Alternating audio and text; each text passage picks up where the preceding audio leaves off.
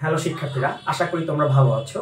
আজকে আমরা পদার্থবিজ্ঞানের যে বিষয়টা নিয়ে আলোচনা করব সেটি হচ্ছে কপিকল বা পুলি সংক্রান্ত যে সমস্যাগুলো আসে পরীক্ষাতে, সেই রিলেটেড কিছু কেস আমি তোমাদেরকে শিখিয়ে দিব, যে কেসগুলো থেকেই বিভিন্ন ধরনের প্রশ্ন বোর্ডে এসে থাকে। তাহলে কথা না বাড়িয়ে আমরা কপিকল সংক্রান্ত যে কেসগুলো আমি সেট করব সেই কেসগুলো তোমাদের সাথে একটা একটা করে আলোচনা করি। তোমরা ধৈর্য সহকারে দেখো এবং খাতায় নোট করে রাখো, তোমাদের বোর্ড প্রশ্নগুলো সমাধান করতে সুবিধা হবে। তাহলে দেখো, আমি এক নম্বরে যে কেসটা রাখবো সেটি হচ্ছে, আমি হেডিংটা এইভাবে দিব যে একটি সুতায় দুইটি বস্তু। আমি হেডিংটা এইভাবে দিব কি, একটি সুতায় দুইটি বস্তু। তাহলে দেখো, এক নম্বর হেডিংটা হচ্ছে একটি সুতায় দুইটি বস্তু। এখন এই একটি সুতায় দুইটি বস্তুটা আমি কিভাবে রাখবো, এর ওপর করেও আমি টোটাল 3টা কেস তৈরি করে তোমাদেরকে দেখাবো। যে সুতা একটি থাকবে, বস্তু দুইটি থাকবে, কিন্তু আমি এই যে দুইটি বস্তুকে যে একটি সুতার মাধ্যমে রাখবো, কিভাবে রাখতে পারি, 3টা কেস আমি এখানে আলোচনা করব। তাহলে দেখো, এক নম্বরে যেটা আমি করব সেটা হচ্ছে, এই ধরো একটা সারফেস, এবং এই সারফেসটা হচ্ছে একটা মসৃণ তল। এই সারফেসটা কি একটা মসৃণ তল। এই সারফেসে একটা বস্তু রাখা আছে, যে বস্তুটার ভর m2, আর এখানে যথারীতি পুলি আছে। এখান থেকে একটা সুতার সাহায্যে আমি এইখানে একটা বস্তুকে ঝুলিয়ে দিয়েছি, যে বস্তুটার ভর কত, m1। তাহলে কথাটা বলেছি কি, একটা মসৃণ তল, ধরো ab। এই ab একটা মসৃণ তল। এই মসৃণ তলে m2 ভরের একটি বস্তু রাখা আছে। এই m2 ভরের বস্তুর সাথে একটি সুতা যুক্ত করে ওই সুতার সাহায্যে পুলির উপর দিয়ে আমি m1 ভরের একটা বস্তুকে কি করেছি, ঝুলিয়ে দিয়েছি। এই হচ্ছে আমি একটি সুতা, এই হচ্ছে একটা সুতা। বস্তু কয়টা, দুইটা। এইবার আমরা এখান থেকে কি নির্ণয় করতে চাচ্ছি? আসলে আমরা নির্ণয় করতে চাচ্ছি সুতার টান বল এবং এই m2 বস্তুর ত্বরণ। কি নির্ণয় করতে চাচ্ছি? m2 বস্তুর ত্বরণ ধরো নির্ণয় করতে চাচ্ছি। m2 বস্তুর ত্বরণ নির্ণয় করতে চাচ্ছি। এবার প্রথমে একটু খেয়াল করো তো, এই m1 ভরের বস্তুটা সে কিন্তু কি মুক্তভাবে ঝুলে আছে, আর m2 ভরের বস্তুটা একটা সারফেসের উপর আছে। তাহলে একটা সারফেসের উপর যখন আছে, তাহলে খেয়াল করো, এই m1 ভরের বস্তুর ওজনটা কাজ করবে কোন দিকে, নিচের দিকে। তাহলে m1 ভরের বস্তুর ওজন কি হবে, m1g, যেটা কাজ করছে খাড়া নিচের দিকে। এবার এই বস্তুটা যখন নিচের দিকে পড়তে চাবে, ওজনের কারণে সে কি নিচের দিকে হেলে যেতে চাবে, সে পড়ে যেতে চাবে। যখন নিচের দিকে সে যেতে চাবে, তখন এই যে সুতাটা, এই সুতা কি তাকে টান দিয়ে কি রাখতে চাবে এইদিকে। এই বস্তুটা যখন ওজনের কারণে নিচের দিকে নেমে যেতে চাবে, কারণ এই বস্তুটা তো একটা সুতার সাথে যুক্ত আছে, তখন এই সুতার যে টান বলটা, সেই টান বলটা কাজ করবে কোন দিকে, উপরের দিকে। আমরা যদি কোনো একটা বস্তুকে এভাবে ঝুলিয়ে দিই, দেখো তো এই বস্তুটা ছেড়ে দেওয়া মাত্র কি নিচের দিকে পড়ে যাচ্ছে না?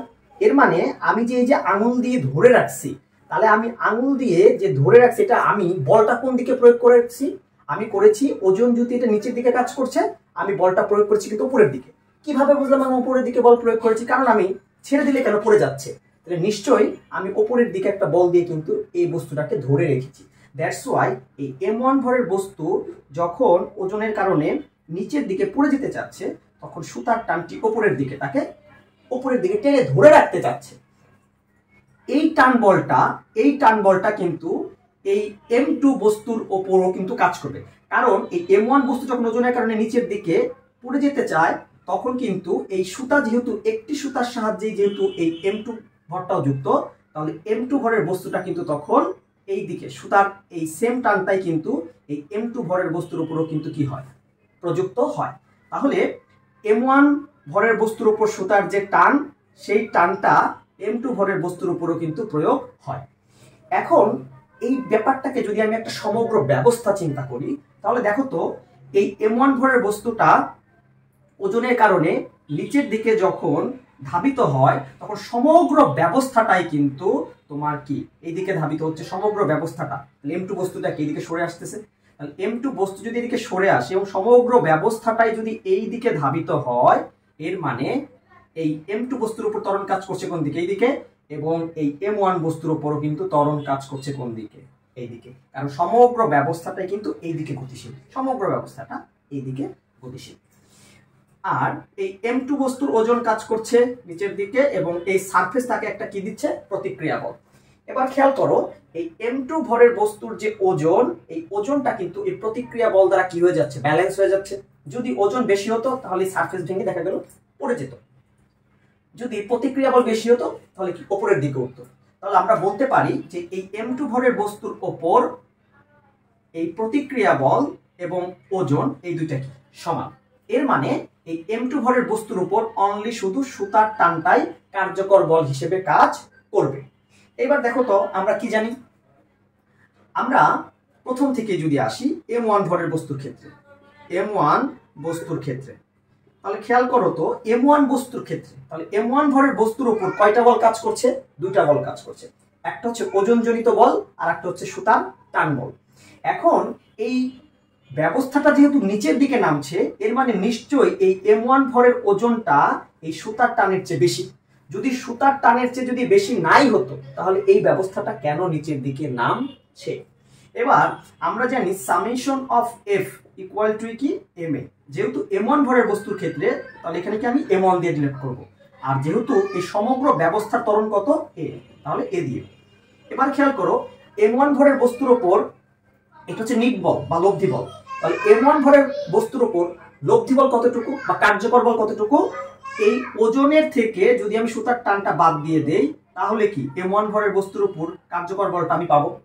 তাহলে এখান থেকে লিখতে পারি T equal to M1G minus M1A।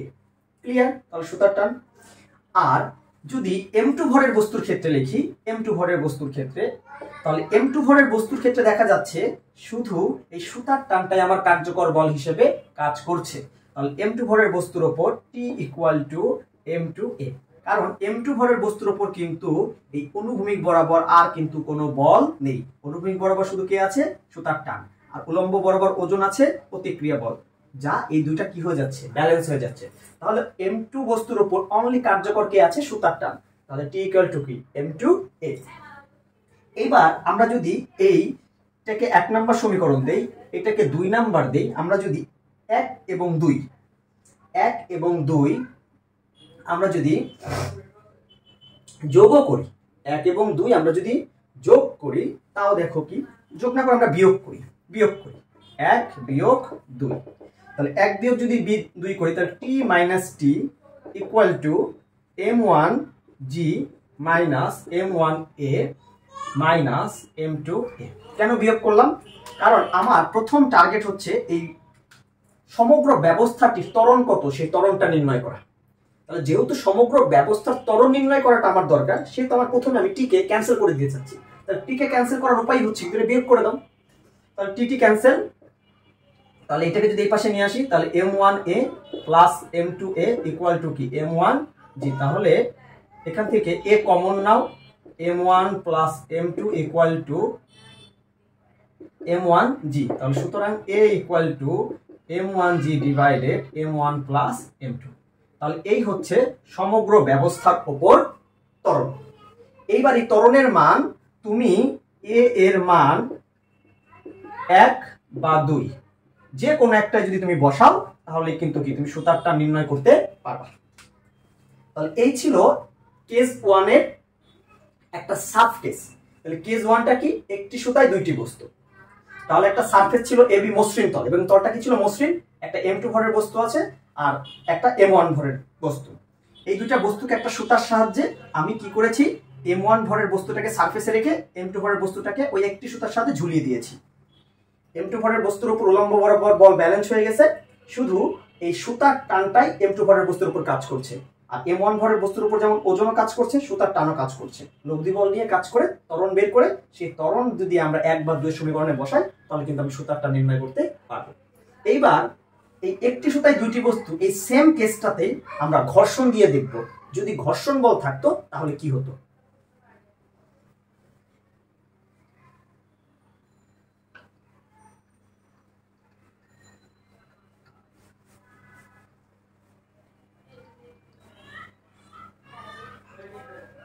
দেখো যদি ঘর্ষণ থাকতো, এই ধরো তল এবি, এই এবি তলটা অমসৃণ, এবি তলটা অমসৃণ, তাহলে একটি সুতার সাহায্যে আমরা দুইটি বস্তু ঝুলাবো। তাহলে সারফেসের উপর একটা বস্তু আমি M2 রাখলাম, আর ঠিক এর সাথে একটা সুতা যুক্ত করে এখানে একটা পুলি নিয়ে সুন্দর করে এখানে আমি M1 ভরের একটা বস্তু ঝুলিয়ে দিলাম। যথারীতি আমরা দেখো এই M1 ভরের বস্তুর ওজন কাজ করছে কি নিচের দিকে, M2 ভরের বস্তু কাজ করছে কি নিচের দিকে। যেহেতু এই M1G ভরের বস্তুটা কি মুক্তভাবে কি ঝুলে আছে, মুক্তভাবেই তো ঝুলে আছে, কিন্তু মুক্তভাবে ঝুলে থাকলেও তার সাথে কি সুতা যুক্ত আছে, তাহলে কি সুতার টান কাজ করবে কি এই বরাবর, কিছুক্ষণ আগে পড়ে আসলাম। এখন কথা হচ্ছে এই M2 ভরের বস্তুটা কি একটা তলের উপর আছে, তাহলে তার ওজন নিচের দিকে, আর তল তাকে কি দিবে একদম লম্ব বরাবর প্রতিক্রিয়া বল। আমরা জানি প্রতিক্রিয়া বল কাজ করে সবসময় কি তলে লম্ব বরাবর। এর মানে এই R এবং M2G এই দুইটা কি পরস্পরকে কি করে দিচ্ছে, নিষ্ক্রিয় করে দিচ্ছে। তখন এই M2 ভরের বস্তুর উপর শুধু এই যে সুতার টানটা, এই সুতার টানটা কাজ করছে। আর যেহেতু M1G মানে এই M1 ভরের বস্তুটা ওজনের কারণে যেহেতু নিচের দিকে নেমে যাচ্ছে, কারণ সুতা তাকে পর্যাপ্ত পরিমাণ টেনে ধরে রাখতে পারছে না, তাহলে যেহেতু নিচের দিকে নেমে যাচ্ছে, তাহলে সমগ্র ব্যবস্থার ত্বরণটাই কিন্তু এইদিকে কাজ করছে। এইবার কথা আছে, আগের তলটা তো মসৃণ ছিল, কিন্তু এবারের তলটা কি অমসৃণ। এর মানে এই M2 বস্তুটা যেতে চাচ্ছে, M1 ভরের বস্তুটা যেহেতু সমগ্র ব্যবস্থাটা যেহেতু এইদিকে রান করছে, এর মানে M2 বস্তুটাও কিন্তু কি এদিকে যাচ্ছে। তাহলে আমরা ঘর্ষণ কাজ করে কি গতির বিপরীতে। তাহলে যেহেতু M2 বস্তুটা তলের উপর আছে, তাহলে M2 বস্তুর উপর যে ঘর্ষণ বল সেটা কাজ করবে কি বিপরীত দিকে। তাহলে M2 বস্তুর উপর যে তলের কারণে যে ঘর্ষণ বলটা সেটা কাজ করবে কোন দিকে, বিপরীত দিকে। এর মানে এই কেজে M2 ভরের বস্তুর উপর উলম্ব বরাবর বল নিষ্ক্রিয় হয়ে গেলেও অনুভূমিক বরাবর কিন্তু দুইটা বল কাজ করছে, একটা সুতার টান আর একটা হচ্ছে কি ঘর্ষণ, তলের ঘর্ষণ জনিত বল। তাহলে এবার দেখো M1 ভরের বস্তুর ক্ষেত্রে যথারীতি আমাদের মুখস্থের মতো হয়ে গেছে, M1 ভরের বস্তুর কি ওজন বেশি কার থেকে, সুতার টানের কারণে। দ্যাটস ওয়াই তো সমগ্র ব্যবস্থাটা এদিকে ঝুলে পড়ছে। তাহলে M1G minus T equal to M1A। তাহলে এখান থেকে লিখতে পারি T equal to M1G minus M1A। M2 ভরের বস্তুর ক্ষেত্রে কি দুইটা কাজ করছে বল, কিন্তু এই ঘর্ষণ বলের তুলনায় এই সুতার টানটা বেশি বলে M2 বস্তুটা কিন্তু এই দিকে ধাবিত হচ্ছে। এর মানে আমরা বলতে পারি কার্যকর বল হবে কতটুকু, আমি যদি সুতার টান থেকে ঘর্ষণ বলটাকে বাদ দেই তাহলেই M2 বস্তুর উপর কার্যকর বল পাওয়া যাবে, রাইট। তাহলে T equal to M2A plus কি FK, তাহলে এটাকে দাও 2 নাম্বার আর এটাকে দিয়ে রাখো 1 নাম্বার। এবার যথারীতি আমরা কি করব 1 বিয়োগ 2, তাহলে 1 বিয়োগ 2 করলে T minus T equal to M1G minus M1A minus M2A minus FK। তাহলে এটা ক্যান্সেল করে দাও, ক্যান্সেল করে দিলে M1A প্লাস M2A কে লেফটে নিয়ে আসো, M1G মাইনাস FK। তাহলে সুতরাং A equal to M1G minus FK divided M1 plus M2। এই হচ্ছে সমগ্র ব্যবস্থার ত্বরণ। আর এই ত্বরণের মান 1 নাম্বার বা 2 নাম্বার যে কোনো ইকুয়েশনে বসালে আমি কি সুতার টান নির্ণয় করতে পারবো। তাহলে দেখো তো এই একটি সুতায় দুইটি বস্তু যদি এরকম করে আমি কাঠামো করি যে একটা বস্তুকে আমি সারফেসে রাখবো আর একটা বস্তুকে আমি কি করব সুতার সাহায্যে ঝুলিয়ে দিব, তাহলে যদি সামারি করে দেই, যদি মসৃণ তল হয় তাহলে ত্বরণ হবে হচ্ছে কি আমি যে বস্তুটাকে ঝুলিয়ে দিয়েছি তার ভর তার সাথে কি জি, এর মানে আমি যে বস্তুটাকে ঝুলিয়ে দিব তার ওজনটা উপরে বসবে। এখন পরীক্ষায় তো তোমাকে তো এই ঝুলিয়ে দেওয়া বস্তুর ভর M2 দিয়ে এটার মানে M1 তো দিতে পারে, রাইট। তাহলে তুমি তো M1G মনে রাখলে হবে না, মনে রাখতে হবে যে বস্তুটাকে তুমি ঝুলিয়ে দিয়েছো সেই বস্তুর ওজনটা উপরে বসবে আর নিচে হচ্ছে 2 ভরের যোগফল যদি মসৃণ হয়। আর যদি অমসৃণ হয় তাহলে উপরে কি বসবে, উপরে হচ্ছে ঝুলিয়ে দেওয়া বস্তুর ওজন বিয়োগ হয়ে যাবে ঘর্ষণ বল, নিচে কি 2 ভরের কি যোগফল। এই হচ্ছে যদি একটি সুতায় দুইটি বস্তু এইভাবে সেটআপ করা থাকে। এবার আমি তোমাদেরকে একটি সুতায় দুইটি বস্তুর আরেকটা সেটআপ দেখাবো যে ওইভাবেও কিন্তু পরীক্ষায় সেটআপ করা থাকতে পারে। অবশ্যই কিন্তু তোমরা এই বিষয়গুলো নোট করে তারপরে সৃজনশীলে যাবে, দেখবে অনেক সহজ লাগবে সৃজনশীলগুলো সমাধান করতে। এই হচ্ছে কথা, খুব আস্তে আস্তে বুঝবে ভালো করে বুঝলে অনেকগুলো সৃজনশীল তোমরা সমাধান করতে পারবে। এইবার দেখো আমি একটি সুতায় দুইটি বস্তু কিভাবে সেটআপ দেই। আমি সেটআপটা দিব এরকম, এই হচ্ছে ধরো পুলি, একটা সুতা সাহায্যে এইভাবে আমি ঝুলিয়ে দিব সমগ্র ব্যবস্থাটিতে। ধরো এটাই M2 ভরের বস্তু, আর এখানে আমি দিয়ে দিলাম হচ্ছে M1 ভরের বস্তু। এই হচ্ছে পুলি, এই হচ্ছে পুলি। তাহলে যথারীতি দেখো তো এখানে আমি বলে দিলাম যে M1 গ্রেটার দেন কত, M2। এই M1 এই ধরনের আবার কেসে তোমাকে বস্তুর ভরটা কিন্তু একটা ফ্যাক্টর হবে, কারণ দুইটা বস্তুই কিন্তু সুতার সাহায্যে কি আছে বলতো, দুইটা বস্তুই কিন্তু সুতার সাহায্যে ঝুলে আছে। সো এখানে কিন্তু এই ভরটা কিন্তু একটা ফ্যাক্টর হিসেবে কিন্তু দাঁড়াবে, এই বিষয়গুলো খেয়াল রাখবে। এবার দেখো তো এই বস্তুর ওজন কাজ করছে নিচের দিকে, এইদিকে, এই বস্তুর ওজন কাজ করছে এইদিকে। এবার এই বস্তুটার ভরটা যেহেতু বেশি, এর মানে সমগ্র ব্যবস্থাটা কিন্তু এইদিকে ঝুলে যেতে চাবে, মানে সমগ্র ব্যবস্থাটা এইদিকে নেমে যেতে চাবে, সমগ্র ব্যবস্থাটা এইদিকে নামতে চাবে। এইদিকে যদি নামতে চায় সুতা কি তাকে এইদিকে টান দিয়ে ধরে রাখতে চাবে না? সেই একটা কথাই যে আমার এটা যদি পড়ে যেতে চাই এইদিকে, তাহলে সুতা কি তাকে কি টান দিয়ে ধরে রাখতে চাবে না? কারণ সুতা যদি না থাকতো তাহলে তো সে ঠাস করে ছিঁড়ে পড়েই যেত। দ্যাটস ওয়াই কি সুতার টানটাকে এইদিকে কাজ করছে, আর সমগ্র ব্যবস্থাটা যদি এইদিকে রান করছে তাহলে এই টানটাই কিন্তু এই বস্তুর উপর কিন্তু কি এইদিকে কাজ করছে। তাহলে এই বস্তুর উপর টান কাজ করছে এই, আর এই টানটাই কিন্তু এই বস্তুর উপর কিন্তু কি এই বরাবর কাজ করছে। দ্যাটস ওয়াই কিন্তু এই বস্তুটা কিন্তু কি সমগ্র ব্যবস্থাটা এইদিকে টান করছে। কথাটা বোঝা গেছে? তাহলে এই বস্তুটার ভর বেশি, নিচের দিকে পড়ে যেতে চাচ্ছে, মানে সমগ্র ব্যবস্থাটাই এই দিকে পড়ে যেতে চাচ্ছে। সুতা কি করে চাচ্ছে, তাকে পড়ে তো দিতে চায় না, সুতা তাকে তো ধরে রাখতে চায়। তুমি যখন কোনো একটা বস্তুকে সুতায় বেঁধে আঙুলে সুতাটা বাঁধো, আঙুলে সুতাটা বাঁধো, বেঁধে সুতার মাথায় একটা বস্তু রেখে যখন ঘুরাও, তখন দেখো তো সুতা কি চায়, বস্তুটাকে তো কেন্দ্রের দিকে ধরে রাখতে চায়। কিন্তু সুতা যদি সেই মনে করো যে 72 সালের সুতা হয়, তাহলে তো বস্তুকে ধরে রাখতে পারবে না। তাহলে এই বস্তুটা এদিকে নামছে, মানে কি সমগ্র ব্যবস্থাটা যখন এদিকে নামে তখন সুতার টানটা M1 ভরের বস্তুর উপর সুতার টানটা এইদিকে কাজ করে, আর এই টানটাই কিন্তু M2 ভরের বস্তুর উপর কি এই বরাবর কাজ করে। এই বরাবর কিভাবে কাজ করে বুঝলাম, কারণ M2 ভরের বস্তুটা তো টানের কারণে এইদিকে চলে আসতেছে, এইদিকে চলে আসতেছে, এইদিকে চলে আসতেছে। তাহলে এবার দেখো তো M1 ভরের বস্তু, এই M1 ভরের বস্তুর ক্ষেত্রে তার ওজনটা বড় নাকি সুতার টানটা বড়? নিশ্চয়ই ওজন বড়। ওজন যদি বড় না হইতো তাহলে কেন ব্যবস্থাটা এইদিকে নেমে যাচ্ছে, কেন ব্যবস্থাটা এদিকে নেমে যাচ্ছে? আর যেহেতু ব্যবস্থাটা এদিকে নেমে যাচ্ছে, এর মানে তার ত্বরণের ডিরেকশনটাও কিন্তু কি এটা, তার ত্বরণের ডিরেকশনও কিন্তু কি এটা। এর মানে M1 ভরের বস্তুর ক্ষেত্রে ওজনটা সুতার টানের চেয়ে বড়, সমান T = M1G মাইনাস কি M1A। M2 ভরের বস্তুর ক্ষেত্রে দেখো তো M2 ভরের বস্তুটা তো এই দিকে উঠে গেছে, তাহলে দেখো তো সমগ্র ব্যবস্থা যদি এইদিকে থাকে তাহলে মজার ব্যাপার দেখো, এই যে এটার ত্বরণ এই, আর ওই একই ত্বরণে এটা আবার কি করতেছে, উপরের দিকে উঠে যাচ্ছে। এর মানে M2 ভরের বস্তুর ক্ষেত্রে সুতার টানটা ওই বস্তুর ওজনের চেয়ে কি বেশি। তাহলে T = M2A প্লাস কি M2G, 1 নাম্বার 2 নাম্বার। এবার করো কি 1 বিয়োগ 2, তাহলে T - T = M1G minus M1A minus M2A minus M2G। তাহলে টি ক্যান্সেল করে দাও, তাহলে এখান থেকে পাচ্ছি M1A plus M2A equal to M1G minus M2G। তাহলে সুতরাং A = M1 minus M2, G common নিলাম, নিচে কি M1 প্লাস M2।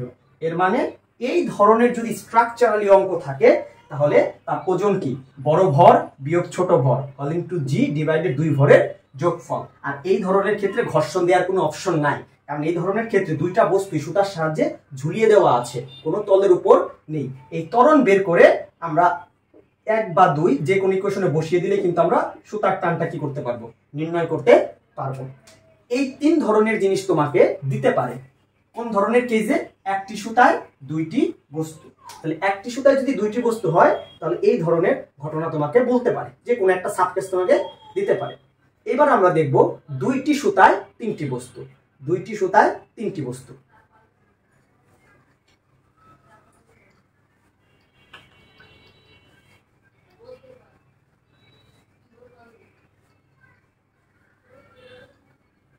তাহলে এবার আমরা দেখব দুইটি সুতায় তিনটি বস্তু। দুইটি সুতায় তিনটি বস্তু, এটার সাব কেস 1। আমি এটাকে মসৃণ তল দিয়েও দেখাই দিব, অমসৃণ তল দিয়েও দেখাই দিব। তাহলে দেখো, প্রথমে আমরা মসৃণ তল দিয়ে দেখব। বিষয়টা চিন্তা করো, এই হচ্ছে একটা তল, এবি তল। এই এবি তলের উপর এখানে ধরো একটা বস্তু রাখছি, সেটা হচ্ছে M3। এখান থেকে একটা সুতা, এখান থেকে একটা সুতা দিয়ে পুলিশ সাহায্যে আমি কি করলাম, এখানে M2 ভরের একটা বস্তুকে ঝুলিয়ে দিয়েছি।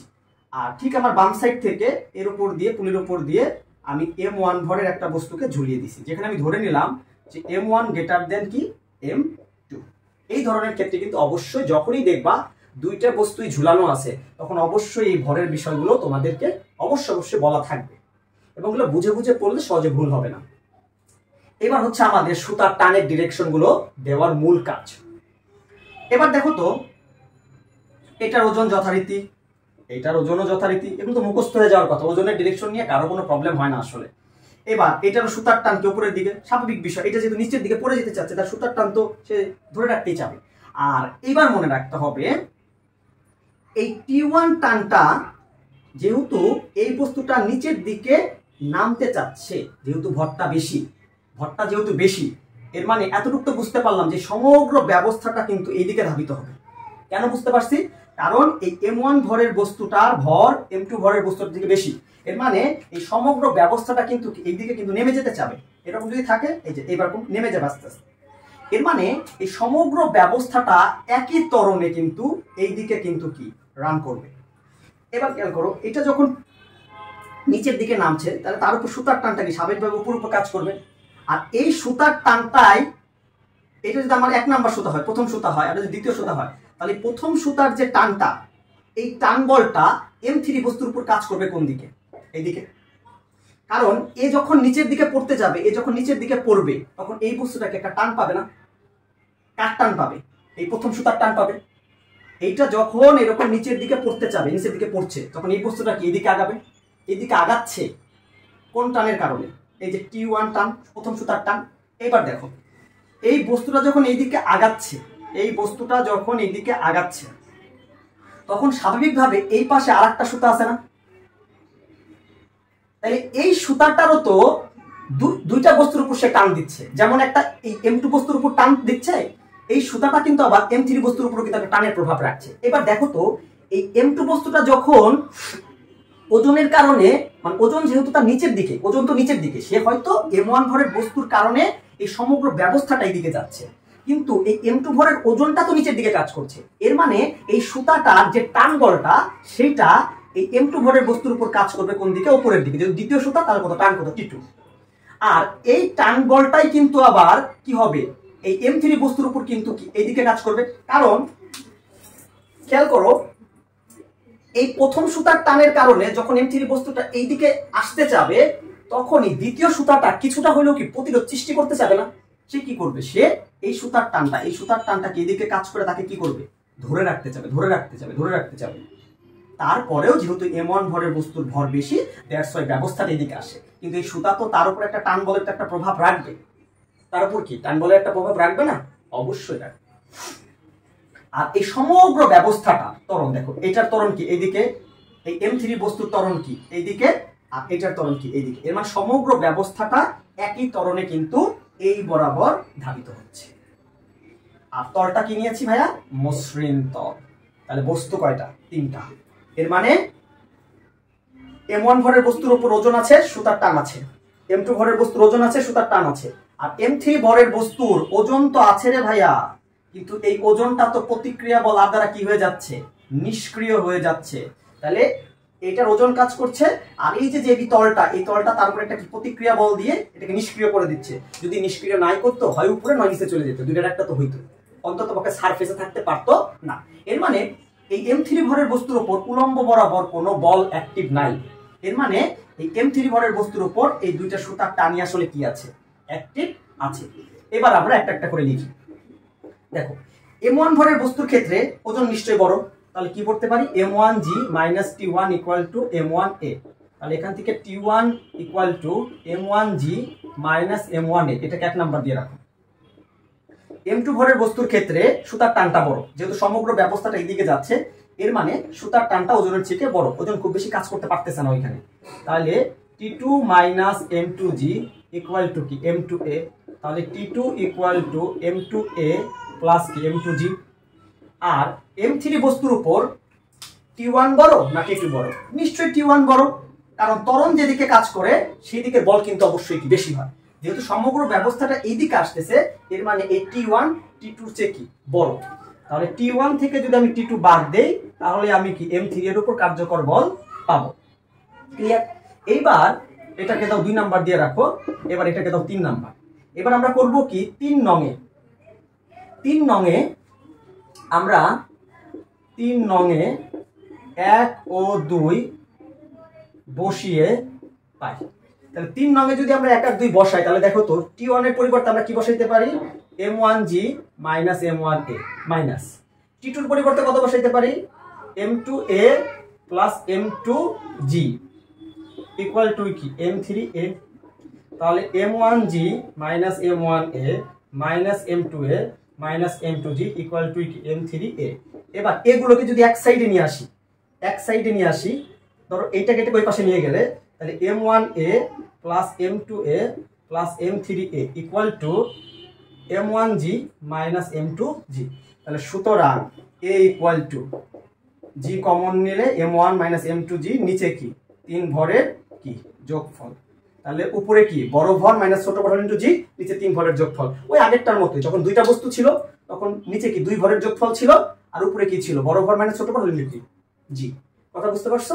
এবার এই সুতার যে ইয়াটা মানে সমগ্র ব্যবস্থার যে ত্বরণটা, এই ত্বরণটা আমাদের পরীক্ষায় ম্যাক্সিমাম টাইমে কি এই M3 বস্তুর উপর ত্বরণটা বের করতে বললো। তাহলে M3 বস্তুর উপর ত্বরণ বের করলাম, এই ত্বরণের মানটা 1 নাম্বার বা 2 নাম্বার যে কোনো ইকুয়েশনে বসাইলে আমরা দুইটা সুতারই টান বের করতে পারবো।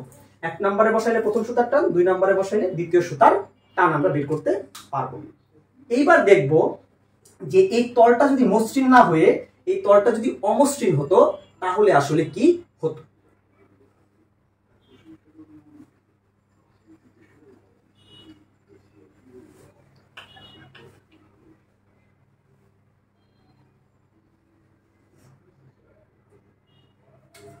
তাহলে সাবকেস 2, এবার আর অত কথা বলবো না, কারণ অলরেডি বুঝিয়ে আসছি। শুধু একটা বিষয় আসবে, ঘর্ষণ আসবে। তাহলে M1 ভরের বস্তু, এটা M2, এটার ওজন কাজ করছে প্রতিক্রিয়া বল উপরের দিকে, এটার ওজন M1G, এটার ওজন M2G, সুতার টান T2, এটা সুতার টান কত T1, T1 এইদিকে, T2 এইদিকে। আর এই সমগ্র ব্যবস্থার ত্বরণটাই যেহেতু এদিকেই কাজ করছে, এর মানে কি এই ব্যবস্থাটা এইদিকে নামছে। তাহলে M3 বস্তুটা যদি এইদিকে আসে, তাহলে এই সারফেস M3 বস্তুর উপর কি এইদিকে কি একটা ঘর্ষণ বল প্রয়োগ করবে, কারণ তার গতির অবস্থা তো এই বরাবর। তাহলে কি সারফেসটাকে কি তার বিপরীত দিকে কি দিবে? ঘর্ষণ বল দিবে। আর বাদ বাকি সব সিনারিও সেম। দেখো M1 ভরের বস্তুর ক্ষেত্রে M1G minus T1 equal to M1A, তাহলে T1 equal to M1G minus M1A। M2 ভরের বস্তুর ক্ষেত্রে T2 minus M2G equal to M2A, তাহলে T2 equal to M2A plus M2G। R M3 বস্তুর ক্ষেত্রে এবার মাথায় রাখা লাগবে, M3 বস্তুর উপর অনুভূমিক বরাবর কয়টা বল কাজ করতেছে? এই দিক বরাবর সুতার প্রথম টান, আর এই বরাবর দ্বিতীয় সুতার টান প্লাস ঘর্ষণ বল। যেহেতু ব্যবস্থাটা এই দিকে আসতেছে, এর মানে এই 2 ভাইয়ের শক্তির চেয়ে এই 1 ভাইয়ের শক্তি বেশি। এর মানে এই 1 ভাইয়ের শক্তি থেকে 2 ভাইয়ের শক্তি যদি বাদ দেই, তাহলে M3 এর উপর কি কার্যকর বল পাবো না? এর মানে আমি যদি T1 থেকে ওই 2 ভাইয়ের শক্তির যোগফল বাদ দেই, তাহলেই পাবো M3 বস্তুর উপর কার্যকর বল। তাহলে T1 minus T2 minus FK equal to M3A। তাহলে 1 নাম্বার, 2 নাম্বার, 3 নাম্বার। এবার যথারীতি আমাদের কাজ কি? 3 নংয়ে 1 ও 2 বসিয়ে পাই। যদি বসাও তাহলে M1G minus M1A minus M2A plus M2G minus FK equal to M3A। তোমরা যদি এখানে কাজকর্ম সব কিছু করো, ভেঙে লেখো, তাহলে এ ইকুয়াল টু দেখবা তোমরা এটা পাবা নিচে 3 ভরের যোগফল, যেহেতু 3 বস্তু, উপরে বড় ভর বিয়োগ ছোট ভর হোল ইনটু জি মাইনাস, শুধু একটা জিনিস এক্সট্রা আসবে এখানে, সেটা হচ্ছে ঘর্ষণ বল। যখন মসৃণ তল ছিল তখন ত্বরণ ছিল কি, যখন মসৃণ ছিল তখন এ ইকুয়াল টু নিচে 3 ভরের যোগফল উপরে কি বড় ভর বিয়োগ ছোট ভর হোল ইনটু কি জি। তাহলে শুধু যদি অমসৃণ তল হয় শুধু এখানে ঘর্ষণ বলটা আসবে। আর এই ত্বরণ যদি আমরা 1 নাম্বার 2 নাম্বারে বসাই তাহলে আমরা কি সুতা দ্বয়ের টান নির্ণয় করতে পারবো। এবার একটা কথা, যদি তোমাদের কাছে কখনো এই ঘর্ষণ বল ডিরেক্টলি বলে না দেয়, তোমাদেরকে ঘর্ষণ গুণাঙ্ক বলতে পারে, তাহলে ঘর্ষণ গুণাঙ্ক ইকুয়ালটা আমরা জানি কি ঘর্ষণ বল বাই প্রতিক্রিয়া বল। এবার কথা হচ্ছে তাহলে ঘর্ষণ বল ইকুয়াল টু ধরো গতীয় ঘর্ষণ, তাহলে F K equal to mu K into কত আর। এবার কথা হচ্ছে যে ভাইয়া এই 8টা প্রতিক্রিয়া বল টাকা, তাহলে দেখো তো এই প্রতিক্রিয়া বল তো কাজ করতেছে কি M3 বস্তুর উপর না, তাহলে এখানে প্রতিক্রিয়া বল আর ইকুয়ালটা আমরা কি লিখতে পারি M3G লিখতে পারি না, দুটো তো সমান, তাহলে আর এর পরিবর্তে এখানে কি M3G। এইভাবে তোমরা ঘর্ষণ বলটা বের করে নিতে পারো যদি দেওয়া না থাকে। এই হচ্ছে কপি কল রিলেটেড কথাবার্তা। পরবর্তী ভিডিওতে কপি কলের অঙ্ক নিয়ে দেখা হবে। ধন্যবাদ।